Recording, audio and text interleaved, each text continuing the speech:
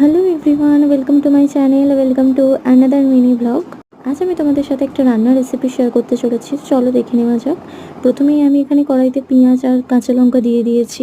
তো কাঁচা লঙ্কা আর পেঁয়াজটা খানিকটা একটু লাল লাল মতো ভাজা হয়ে যাওয়ার পর এখানে আমার আদা রসুনের পেস্ট রয়েছে, তো সেটাও আমি দিয়ে দিয়েছিলাম, দিয়ে একটু ভেজে নিয়েছিলাম। তো এই যে বাটিতে যেটা দেখছো সেটা হলো পোস্ত আর কাজু বাদাম বাটা, যেটা আমি পেস্ট করে নিয়েছিলাম। তার মধ্যে আমরা এখানে মশলাগুলো অ্যাড করব। প্রথমে আমি গোলমরিচ গুঁড়ো দিয়েছি, তারপর তার মধ্যে জিরে গুঁড়ো দিয়েছি, সব কিছু আমি 1 চামচ করে দিয়েছি। তারপর খানিকটা একটু লঙ্কার গুঁড়ো দিয়েছি, তারপর সামান্য একটু হলুদ দিয়েছি, আর তারপর দিয়েছি ধনে গুঁড়ো। ব্যাস, এটা আমি মিশিয়ে এটা আমি গোটাটা কড়াতে দিয়ে দেবো। তো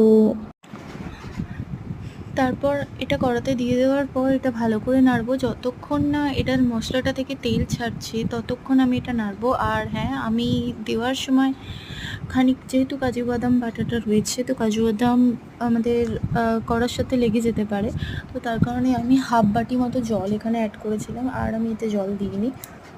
এখানে তোমরা তোমাদের নিজের মন মতো নুনটা অ্যাড করে দিও, যার ভিডিও আমার নেওয়া হয়নি, তো আমি এখানে নুনটাও দিয়েছিলাম। তো মশলা থেকে তেল ছেড়ে যাওয়ার পর আমি এখানে চিকেনগুলো অ্যাড করে দেবো। তো চিকেন আমি আরও একটা ব্যাপার বলে দিই, আমি এখানে চিকেন ম্যারিনেট করে রাখি। তোমাদের যাদের ইচ্ছা চিকেন ম্যারিনেট করে রাখার, তো চিকেন ম্যারিনেট করতে পারো।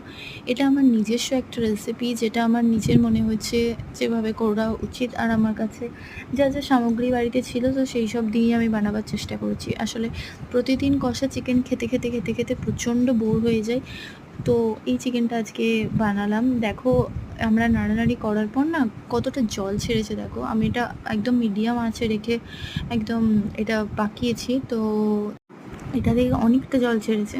আর আমি এতে আলু অ্যাড করেছি, তোমাদের যাদের মনে হয় যে আলুটা লাগবে না, তো তারা স্কিপ করে যেতে পারো। আমি এটা যেহেতু ভাত দিয়ে খাবো, তো আমি তাতে আলুটা অ্যাড করেছি। আর এই যে গরম মশলা, এই গরম মশলা আমি এই ফ্লেভারে গরম মশলাটা ইউজ করে থাকি। এটার ফ্লেভারটা প্রচণ্ড স্ট্রং, যার কারণে আমার ভালো লাগে। তো আমি এটা পেস্ট করে মানে গুঁড়ো করে দিয়ে দিয়েছিলাম। তো এখনও দেখতে পাচ্ছ কতটা জল জল হয়ে গেছে। তো আমি এক ফোঁটাও জল দিইনি, সেই যে হাফ বাটি জল দিয়েছি। তো আমি আর খানিকক্ষণ এটাকে ভালো করে লো টু মিডিয়ামে ফুটিয়ে তারপর নামিয়ে নেবো, আর রেডি হয়ে গেছে আমাদের চিকেন। আর এটার রেসিপির নাম কী দেবো সেটা তোমরাই কমেন্টে জানিও, আর এটা অবশ্যই